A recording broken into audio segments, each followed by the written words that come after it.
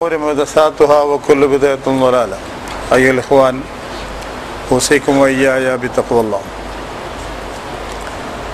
സഹോദരന്മാരെ, അള്ളാഹുവിനെ ഓർമ്മിച്ചുകൊണ്ടും അള്ളാഹുവിൻ്റെ കൽപ്പനകൾ പാലിച്ചുകൊണ്ടും ജീവിക്കാൻ നാം ബാധ്യസ്ഥരാണ്. ഉപേക്ഷിക്കാനായി അള്ളാഹു നിർദ്ദേശിച്ചവയെല്ലാം ഏതവസരത്തിലും ഉപേക്ഷിക്കാനും നാം ബാധ്യസ്ഥരാണ്. ആ ഒരു സൂക്ഷ്മതയുള്ള ജീവിതത്തിന് അള്ളാഹു നമ്മെ സഹായിക്കുമാറാവട്ടെ. സ്വയം ഓർമ്മിക്കുകയാണ്, എല്ലാവരോടും വസിയത്ത് ചെയ്യുകയും ചെയ്യുന്നു. സൂറത്തുൽ അന്നാമിലെ ഒരായത്ത് ശ്രദ്ധയിൽപ്പെടുത്താൻ ഞാൻ ആദ്യം. ഖുൽ ലാ അജിദു ഫീമാ ഊഹിയ ഇലയ്യ മുഹറമൻ അലാ താഇമിൻ യത്അമുഹു ഇല്ലാ യകൂന മൈതതൻ ഔ ദമൻ മസ്ഫൂഹൻ ഔ ലഹ്മ ഖിൻസീരിൻ ഫഇന്നഹു റിജ്സ് ഔ ഫിസ്ഖൻ ഉഹില്ല ലിഗൈരില്ലാഹി ബിഹി ഫമൻ ഉൽതറ ഗൈറ ബാഇൻ വലാ ആദിൻ ഫഇന്ന റബ്ബക ഗഫൂറുർ റഹീം. ഖുൽ, നീ പറയുക, ലാ അജിദു ഫീമാ ഊഹിയ ഇലയ്യ, എനിക്ക് വഹി നൽകപ്പെട്ടതിൽ ഞാൻ കാണുന്നില്ല, മുഹറമൻ നിഷിദ്ധമായതായിട്ട്, അലാ താഇമി യത്അമുഹു ആഹാരം കഴിക്കുന്ന ഒരാൾക്ക് ആഹരിക്കാൻ പാടില്ലാത്തതായിട്ട് താഴെ പറയുന്ന കാര്യങ്ങൾ മാത്രമേ എനിക്ക് വഹി ലഭിച്ചിട്ടുള്ളൂ. ഇല്ലാ യകൂന മൈതതൻ, ശവമാണെങ്കിൽ കഴിക്കാൻ പാടില്ല, ഔ ദമൻ മസ്ഫൂഹൻ, ഒഴുകുന്ന രക്തമാണെങ്കിൽ കഴിക്കാൻ പാടില്ല, ഔ ലഹ്മ ഖിൻസീറിൻ, അല്ലെങ്കിൽ പന്നിയുടെ മാംസവും കഴിക്കാൻ പാടില്ല, ഇന്നഹു റിജ്സ്, അത് മലിനമാണ്, മ്ലേച്ഛമാണ്. വമാ ഉഹില്ല ലിഗൈരില്ലാഹി ബിഹി, അല്ലാഹു അല്ലാത്തവരുടെ പേരിൽ അറുക്കപ്പെട്ടവയും ശബ്ദമുയർത്തപ്പെട്ടവയും കഴിക്കാൻ പാടില്ല. ഫമൻ ഉൽതറ ഗൈറ ബാഇൻ വലാ ആദിൻ, പക്ഷേ നിർബന്ധിതമായ ഒരു സാഹചര്യത്തിൽ ആരെങ്കിലും ഇതൊക്കെ കഴിക്കേണ്ടി വന്നാൽ, കഴിക്കുന്നതിന് കൊതിയോടെയല്ല, അതുപോലെ തന്നെ പരിധി വിടാതെയുമാണെങ്കിൽ എൻ്റെ രക്ഷിതാവ് ഓർക്കുന്നവനാണ്, കാരുണ്യവാനുമാണ്. സൂറത്തുൽ അന്നാമിൻ്റെ പ്രത്യേകത ഇത് ഹിജ്റക്ക് മുമ്പ് അവതരിച്ച സൂറത്താണ് എന്നാണ്. ഹിജ്റക്ക് മുമ്പ്, നബി സല്ലല്ലാഹു അലൈഹി വസല്ലമയുടെ ഹിജ്റക്ക് മുമ്പ് ഇറങ്ങിയ സൂറത്തുകളുടെ പ്രത്യേകത അതിൽ മതത്തിൻ്റെ അടിസ്ഥാന വിഷയങ്ങളായ തൗഹീദ്, ആഖിറത്ത്, റിസാലത്ത് തുടങ്ങിയ കാര്യങ്ങളെ പറ്റിയാണ് സംസാരിക്കുക. വിശ്വാസപരമായ അടിസ്ഥാനപരമായ കാര്യങ്ങളെപ്പറ്റി, ജീവിതവുമായി ബന്ധപ്പെട്ട ആഹാര നിയമം, വസ്ത്രത്തിൻ്റെ നിയമം, കുടുംബജീവിത നിയമം, ഈ തരം നിയമങ്ങളൊക്കെ ഹിജ്റക്ക് മുമ്പിറങ്ങിയ സൂറത്തുകളിൽ പൊതുവെ കാണപ്പെടാറില്ല, വളരെ കുറവായിട്ടല്ലാതെ.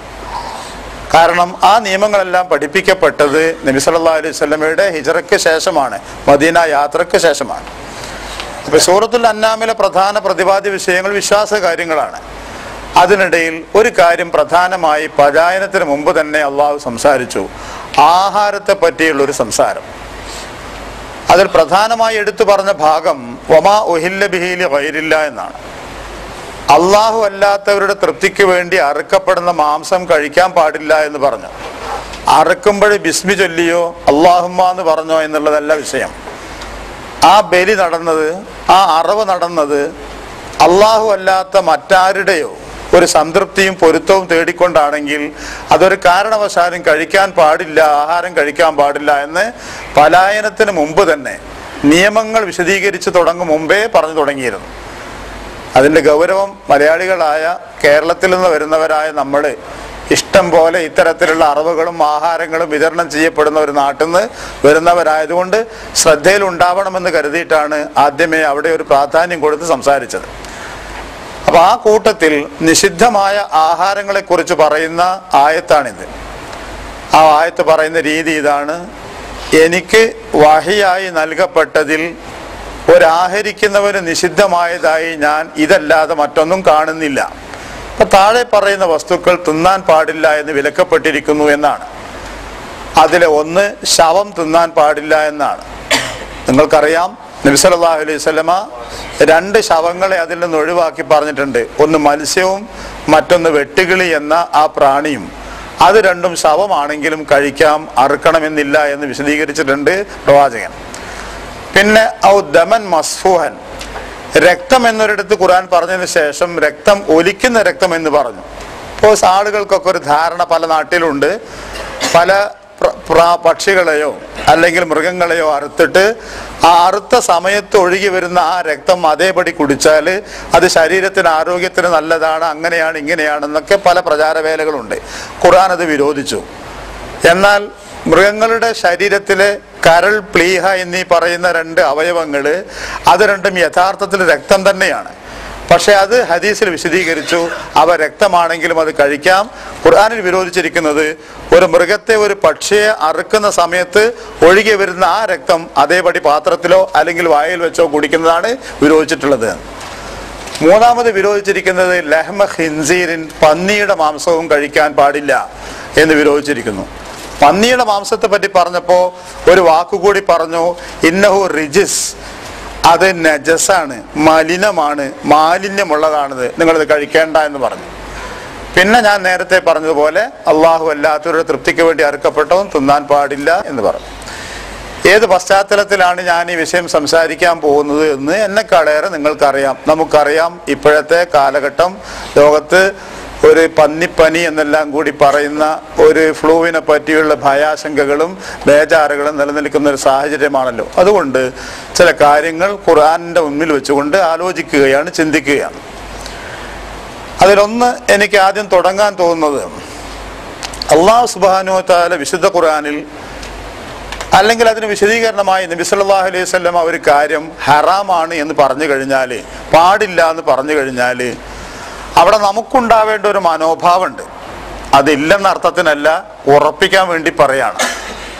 അള്ളാഹു വിരോധിച്ചുവല്ലോ, ശരി, അതിന് ന്യായം എന്താണ്, യുക്തി എന്താണ് എന്നൊന്നും അന്വേഷിക്കേണ്ട ഒരു ബാധ്യതയും നമുക്കില്ല. അതങ്ങ് കേൾക്കുക, അംഗീകരിക്കുക എന്നുള്ളതാണ് വിശ്വാസിയുടെ ബാധ്യത. അവിടെ നമുക്കുണ്ടാകാവുന്നൊരു സംശയം, മനുഷ്യന്റെ ബുദ്ധിയും യുക്തിയും ഒക്കെ അടച്ചു വെച്ചിട്ടേ ഒരാൾക്ക് മുസ്ലിം ആവാൻ പറ്റുള്ളൂ, അങ്ങനെ പറഞ്ഞില്ല.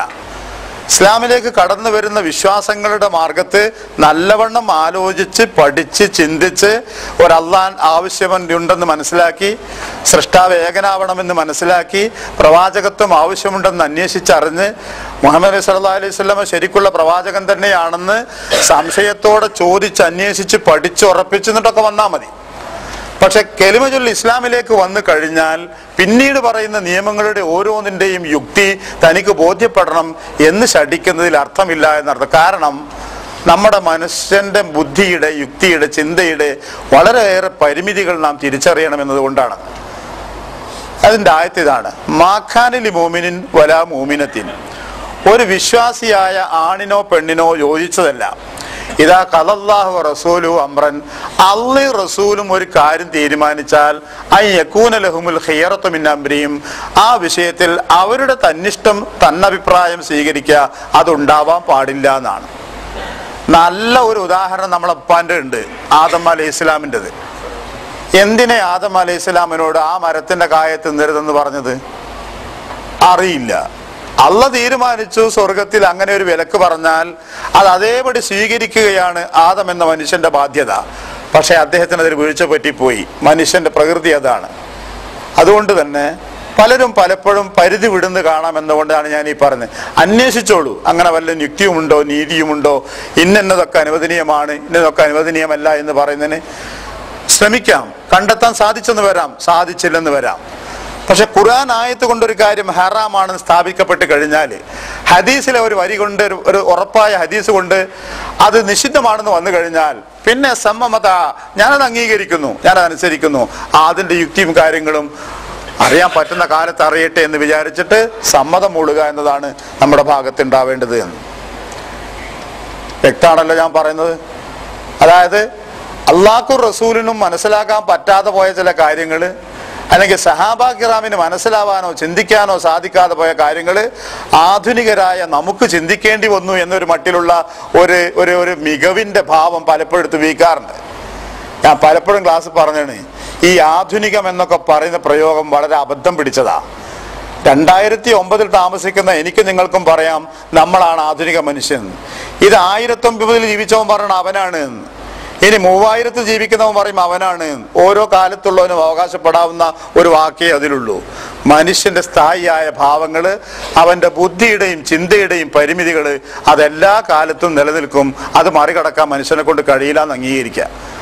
ഇപ്പൊ പല വിഷയങ്ങളും ഇപ്പോ സാമ്പത്തികം എന്താ ഇപ്പൊ പലിശയെ പറ്റിയൊക്കെ സംസാരിക്കുമ്പോൾ അത് അന്ന് അങ്ങനെ എല്ലാം അറിയുന്ന റബ്ബാ പറഞ്ഞത് പലിശ അത് നിഷിദ്ധമാണ്. ഒരു ന്യായീകരണത്തും അതിന്റെ പിന്നാലെ പോകേണ്ടയില്ല.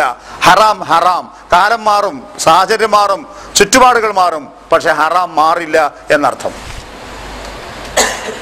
രണ്ടാമതൊരു സമീപനം നമുക്ക് ഈ വിഷയത്തിൽ ഉണ്ടാവേണ്ടത് എന്താന്ന് പറഞ്ഞാല്, അള്ളാഹു ഒരു കാര്യം നിഷിദ്ധമാക്കി എന്നതുകൊണ്ട് അത് പൂർണ്ണമായും ദോഷം മാത്രമേ അതിലുള്ളൂ എന്ന് വിചാരിക്കേണ്ടയില്ല എന്നാ.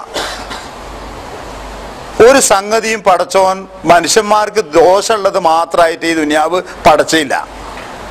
പന്നിയെ പറ്റിയൊക്കെ ആളുകൾ സംസാരിക്കുന്ന കേട്ടാൽ തോന്നും പന്നി എന്നൊരു സൃഷ്ടിനെ അല്ലാഹു പടച്ചു, അത് മുഴുവൻ ഷെറ് മാത്രമേ അതുകൊണ്ടുള്ളൂ. അങ്ങനെ റബ്ബ് ചെയ്യുമോ? ഒരു ധർമ്മവും ഈ പ്രപഞ്ചത്തിലെ മനുഷ്യനോ ഇതര ജീവികൾക്കോ ചെയ്യാനില്ലാത്ത ഒരു ജീവിനെയും പടച്ചോൻ പടക്കൂല.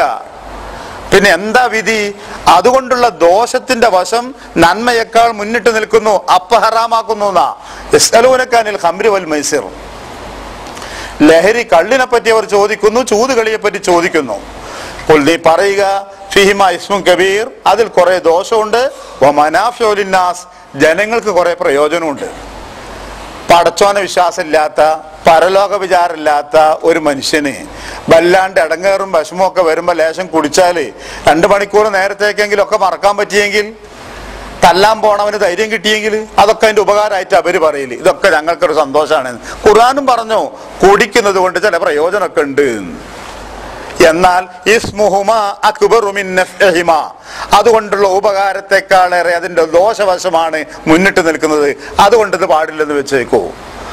കുടിയന്മാര് കുടിയുടെ മെച്ചം പറയുകയും കുടിക്കെതിരെ സംസാരിക്കുന്നവർ അതിന്റെ ദോഷവും പറയുന്ന രീതിയാ ലോകത്ത് കാണല്. ഖുർആൻ അള്ളാന്റെ കിതാബാ. കുടിക്കുന്നതുകൊണ്ട് പ്രയോജനമുണ്ട് ആ കിതാബിലുണ്ട്, പക്ഷേ അതിന്റെ പ്രയോജനത്തെക്കാളേറെ ദോഷമായതുകൊണ്ട് അത് വിട്ടുനിന്നേക്കും. നീ സൃഷ്ടിച്ചവയുടെ ഉപദ്രവത്തിൽ നിന്ന് ഞാൻ നിന്നോട് രക്ഷ തേടുന്നു. അറിയുന്ന സൂറത്തല്ലേ? എന്താ കാര്യം?